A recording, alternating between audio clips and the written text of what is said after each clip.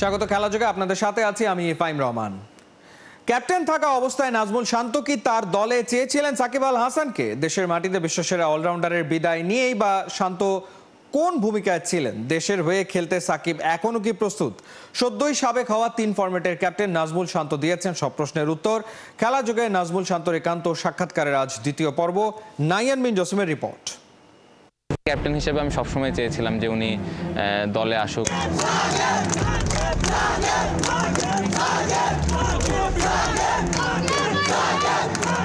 এই কনভারসেশনটা হয়েছে যে উনি খেলতে চাই, ওনার খেলার ওই আগ্রহ আছে অবশ্যই।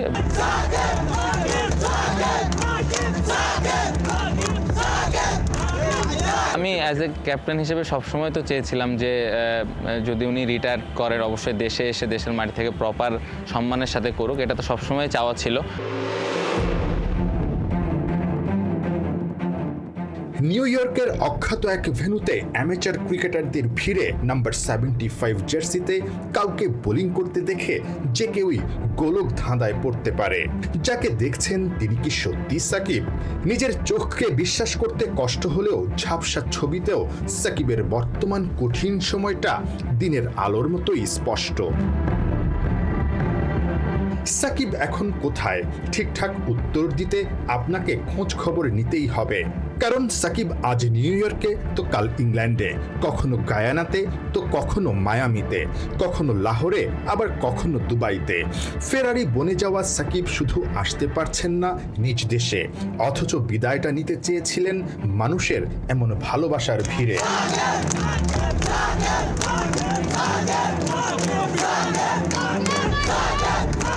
সদ্যই সাবেক হওয়া টেস্ট কাপ্তান নাজমুল শান্ত ক্যাপ্টেন হিসেবে কি একবারের জন্য চেষ্টা করেছিলেন সাকিবকে নিজের দলে পেতে?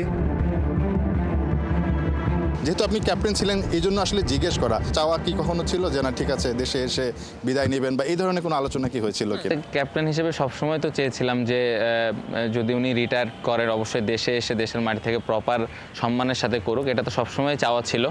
বাট সিচুয়েশনটা আমরা সবাই জানি, তার সাথে সবসময় কথাবার্তা হয়, আন্ডারস্ট্যান্ডিং তো আছেই, যোগাযোগ ছিল। বাট আমি যখন ক্যাপ্টেন ছিলাম সবসময় আমার মনে হয় আমি কেন প্রত্যেকটা ক্যাপ্টেনই তাকে চাবেন যে দলে আসুক, দলের হয়ে খেলুক। সো সিনারিওটা আমরা সবাই জানি এবং ক্রিকেট বোর্ড থেকে অনেকবার এক্সপ্লেন করা হয়েছে। বাট অ্যাজ এ ক্যাপ্টেন হিসেবে আমি সবসময় চেয়েছিলাম যে উনি দলে আসুক, আবার খেলুক, যতদিন উনি পারফর্ম করেন দলে খেলুক এবং যখন উনি রিটায়ার করবে প্রপার সম্মানের সাথে দেশের মাটি থেকে সুন্দরভাবে যেন retire. Caribbean premier league CPL এর জন্য নিজেকে প্রস্তুত করতে সাকিব এখন ইংল্যান্ডে।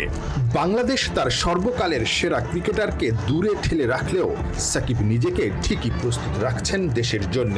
উনি সবসময় দলে খেলার জন্য তো নিজেকে ফিট রাখতেন এবং প্রিপারেশন ওইভাবে নিতেন। উনি সবসময় প্রস্তুত থাকতেন এবং ওই সময় সবসময় কথা যখনই হয়েছে তখন এই কনভারসেশনটাই হয়েছে যে উনি খেলতে চাই, ওনার খেলার ওই আগ্রহ আছে অবশ্যই। বাট এটা আপ টু মানে আমরা সিনারিওটা সবাই জানি, ওই সব কিছু যদি ঠিকমতো ওই সময় হয়তো উনি খেলতেন। বাট এই মুহূর্তে আসলে এই বিষয়ে আসলে কমেন্ট করাটা আমার জন্য difficult. But as a captain হিসেবে আমি সবসময় চেয়েছিলাম যে উনি খেলবেন। একটা ডাক কি আসবে নাম্বার 1-এর, যার জন্য বিশ্বে বাংলাদেশ নামের ভূখণ্ডটাকেই অনেকেই চেনে? তার বিদায়টা কি এই মাটি থেকেই হবে, নাকি কোটি ভক্তের এমন প্রশ্নের ভিড়ে সাকিব নামের তারার আলো একদিন নিভে যাবে নীরবে?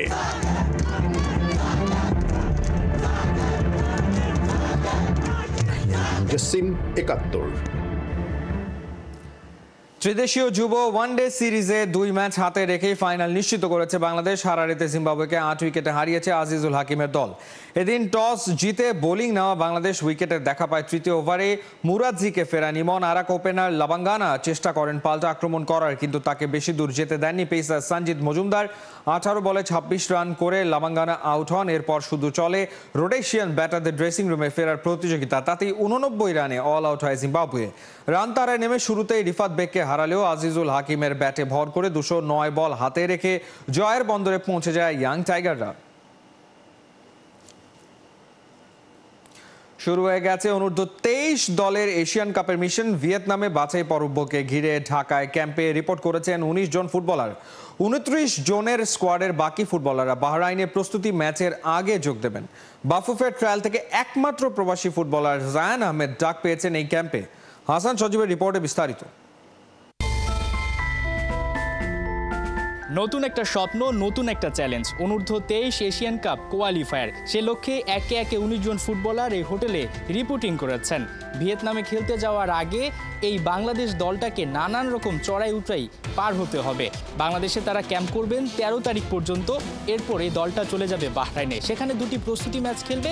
এরপর বাংলাদেশে ফিরে এসে তাদের যে মূল অ্যাসাইনমেন্ট ভিয়েতনাম, সেখানে চলে যাবে। স্কোয়াডে 19 জন ফুটবলার, 18 জন লোকাল এবং 1 জন প্রবাসী ফুটবলার, যিনি জায়ান আহমেদ। এর বাইরে আরও যে ফুটবলাররা অংশ নেবেন স্কোয়াডে, সেটা হবে ঠিক যখন এএফসি চ্যালেঞ্জ লিগ বাছাই পর্বটা শেষ হবে 12 আগস্ট। সেখানে বসুন্ধরা কিংস খেলতে যাচ্ছে কাতারে, সেখান থেকে কয়েকজন ফুটবলার যোগ দিবেন এবং বাকি ফুটবলাররা যে আবাহনীতে রয়েছেন অনূর্ধ্ব 23-এ, তারা যোগ দিবেন ক্যাম্পে। এই দলটা নিয়ে আশাবাদী পুরো টিম ম্যানেজমেন্ট এবং একই সাথে প্লেয়াররা। মেন্টালিটি আমরা প্রথম দিন থেকে আমরা স্ট্রং, কারণ এই ক্যাম্পে এবার অনেক ভালো ভালো প্লেয়ার আসতেছে। তো অবশ্যই এই টিমটাকে নিয়ে একটা ভালো একটা রেজাল্ট আশা করা যায়। আশা করি টিমটা ভালোই হবে, কারণ দেখেন আমরা যেটা বলতেছি 23-রে আমাদের ফেডারেশন অনেক বেশি প্রায়োরিটি দিচ্ছে, যেটা আমি জানি।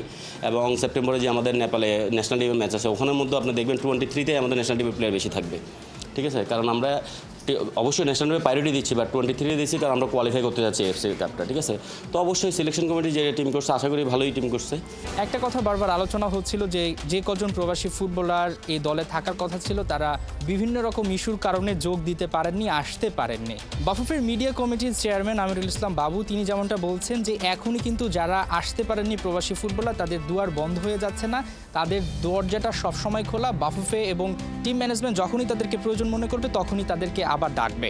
এটা পর্যায়ক্রমে আমাদের কোচ ডিসিশন নিচ্ছে এবং ডিসিশন নেওয়ার পরে তাদেরকে জানানো হবে এবং যেই প্লেয়ারকে আমরা প্রয়োজন মনে করি, যেই প্লেয়ারকে আমরা ডাকবো, সেই প্লেয়ারকে যত রকমের সুযোগ সুবিধা দেওয়া দরকার সুযোগ সুবিধা আমরা দিব এবং তাদেরকে আমরা নিয়ে আসবো। এই হোটেল থেকে শুরু হচ্ছে অনূর্ধ্ব 23 বাংলাদেশ দলের এশিয়ান কাপে কোয়ালিফাই করার মিশন।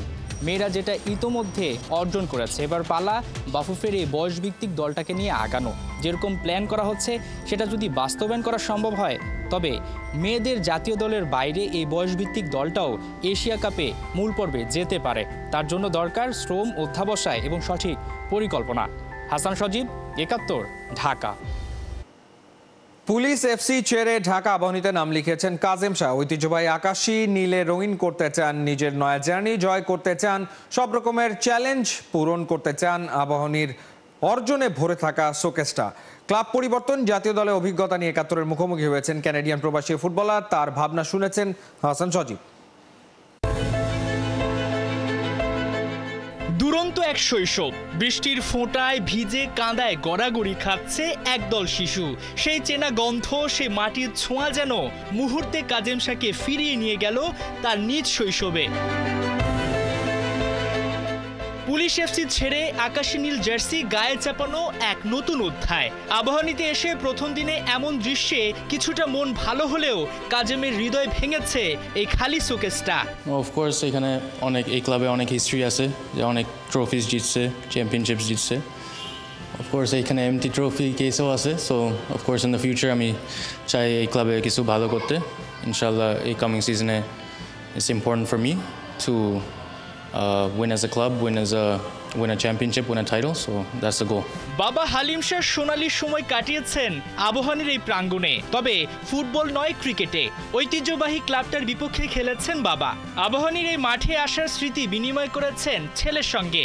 কাজেমকে যে গল্প বারবার টেনে এনেছে এখানে। আবাহনীতে যখন যুক্ত হচ্ছেন, বাবাও একটা সময় এই ঘরোয়া লিগে ক্রিকেট খেলেছেন বিভিন্ন দলে। আবাহনী একটা পুরনো একটা নাম, ঐতিহ্য আপনি বহন করবেন, এ বিষয় নিয়ে বাবা নিশ্চয়ই অনেক প্রাউড ফিল করেন। অফকোর্স আমার বাবা অনেক আমাকে স্টোরি বলছে এই ক্লাব নিয়ে। বাবাও এখানে ধানমন্ডিতেও থাকতো, সো সামটাইম যখন ছোটো ছিল এইখানে আসতো, তারপর বাদাম খেত আর ক্লাব প্র্যাকটিস দেখতো।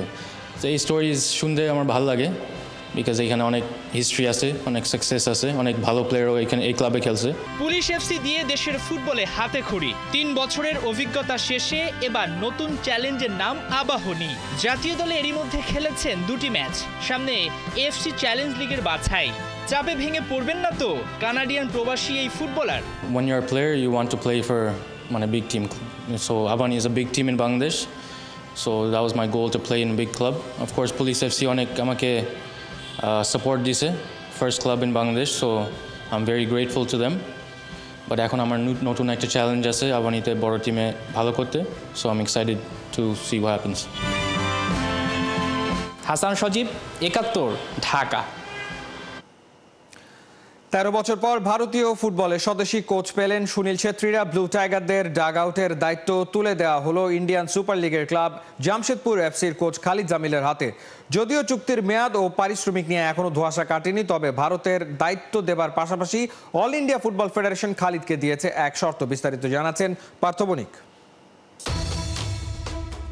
জাভি হার্নান্দেজকে নিয়ে গুজব, ভারতীয় দলের কোচ সিলেকশন নিয়ে একের পর এক নাটক।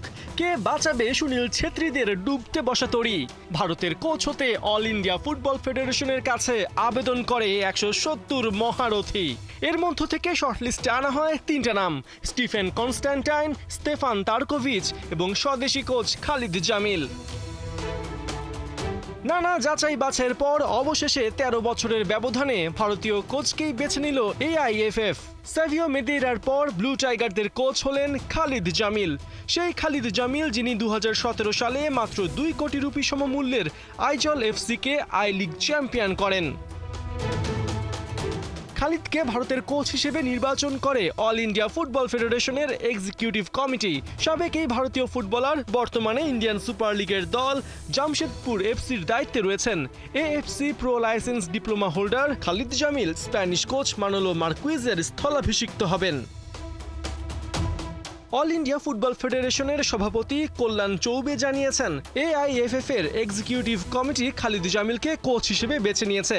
যদিও তার মেয়াদ এখনও নির্ধারিত হয়নি, তার সাথে এবং ফেডারেশনের আভ্যন্তরীণ আলোচনার পর মেয়াদ ঠিক করা হবে। খালিদের বেতন নিয়েও আলোচনা করা বাকি।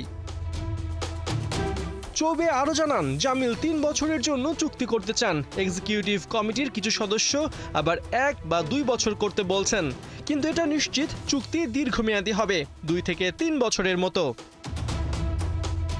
খালিদ জামিলকে নিয়োগ দেবার ক্ষেত্রে একটা বিষয় পরিষ্কার করে দিয়েছে ফেডারেশন, তা হলো তাকে শুধু জাতীয় দলের কোচ হয়েই থাকতে হবে। আগের কোচ মানোলো মার্কুইজ তার 1 বছরের চুক্তিতে জামিলের প্রথম অ্যাসাইনমেন্ট হলো কাফা নেশনস কাপ। 29 আগস্ট থেকে তাজিকিস্তান ও উজবেকিস্তানে 8 দলের টুর্নামেন্টে অংশ নেবে ভারত। এই টুর্নামেন্টের পরেই অক্টোবরে আছে সিঙ্গাপুরের বিপক্ষে এশিয়ান কাপ বাছাই পর্বের home and away match. All India football federation মনে করছে দীর্ঘ সময় ধরে লোকাল ফুটবলারদের সাথে কাজ করায় এই মিশনে খালিদ জামিলই পারফেক্ট ম্যান। এখন দেখার অপেক্ষা ভারতীয় ফুটবল ফেডারেশনের বিশাল এই প্রত্যাশা কতখানি পূরণ করতে পারেন মিস্টার খালিদ। পার্থ বণিক, ৭১।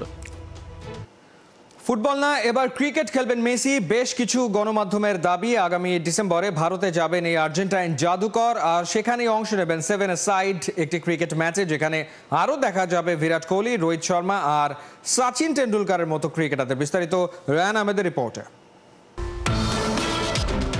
মাঠে তার ম্যাজিক্যাল স্কিল সেটে অনেকের চোখেই তিনি মাইস্ট্রো মেসি। কাতার বিশ্বকাপের সময়টা থেকে প্রতিপক্ষ কোনো ফুটবলার তার সঙ্গে পাঙ্গা নিলে আবার তিনিই বদলে যান সোশ্যাল মিডিয়াতে আলোচিত তার মাফিয়া মেসি ভার্সনে। তবে লিওর যত রূপ কিংবা ভার্সনই থাকুক, কোনোটাতেই তিনি ফুটবল বাদ দিয়ে ক্রিকেট খেলছেন, এমনটা কি কেউ কখনো দেখেছেন? আগে না দেখলেও এবার দেখবেন সেটাই, কোনো গালগল্প কিংবা প্যারালাল ইউনিভার্সের কাহিনী না। এমন খবর ছেপে তোলপাড় ফেলে দিয়েছে ভারতের বেশ কটি গণমাধ্যম। তাদের দাবি আগামী ডিসেম্বরে ভারতে আসবেন আর্জেন্টাইন ফুটবল জাদুকর, আর সে সময়টাতেই তার সম্মানে আয়োজন করা হবে 7-a-side ম্যাচ। প্রশ্ন হলো, কারা খেলবেন এই ম্যাচে? জানা গেছে বর্তমান আর ভারতের সাবেক ক্রিকেটারদের নিয়েই হবে এই ম্যাচটা, যেখানে থাকবেন রোহিত শর্মা, বিরাট কোহলি আর ধোনির মতো ক্রিকেটাররা। আর প্রসঙ্গ যখন গ্রেটেস্ট অফ অল টাইম বা গোটের, তখন মেসির সম্মানে আয়োজিত ক্রিকেট ম্যাচে সচিন টেন্ডুলকার থাকবেন না, তাই কি হয়? মেসি ডিসেম্বরের 13 থেকে 15 তারিখ ঘুরে বেড়াবেন ভারতের 3টি শহর মুম্বাই, নয়াদিল্লি এবং কলকাতাতে। ফ্রি প্রেস জার্নালের দাবি ইডেন গার্ডেন্সে আয়োজন করা হবে একটি ফুটবল টুর্নামেন্ট, যার নাম হবে গোট কাপ। অন্যদিকে ইন্ডিয়ান এক্সপ্রেসের দাবি মুম্বাই ক্রিকেট অ্যাসোসিয়েশনের একটি সূত্র তাদের জানিয়েছে 14 ডিসেম্বর মুম্বাইয়ের ওয়াংখেড়ে স্টেডিয়ামে মেসি অংশ নেবেন বিরাট সচিনদের সঙ্গে 7-a-সাইড ক্রিকেট ম্যাচটাতে। যদিও এই ম্যাচের ভেন্যু কিংবা ডেটে শেষ মুহূর্তে বদল আসতে পারে, যেহেতু আয়োজকরা এখনও পুরো সূচি ঘোষণা করেনি। তবে 7-a-সাইড এই ম্যাচটা যে ভেন্যুতে যে তারিখেই হোক, লিওনেল মেসিকে ব্যাট হাতে বিরাট ধোনি সচিনদের সঙ্গে দেখা তো বিশ্বজুড়ে থাকা ফ্যানদের জন্য হবে once in a life time experience. Ryan Ahmed, ৭১। এই ছিল এই মুহূর্তের খেলাযোগে সরাসরি সংবাদ অনুষ্ঠান দেখতে চোখ রাখুন ৭১-এর ফেসবুক পেজ এবং সাবস্ক্রাইব করুন ৭১-এর ইউটিউব চ্যানেলে। ৭১-এর সাথেই থাকুন।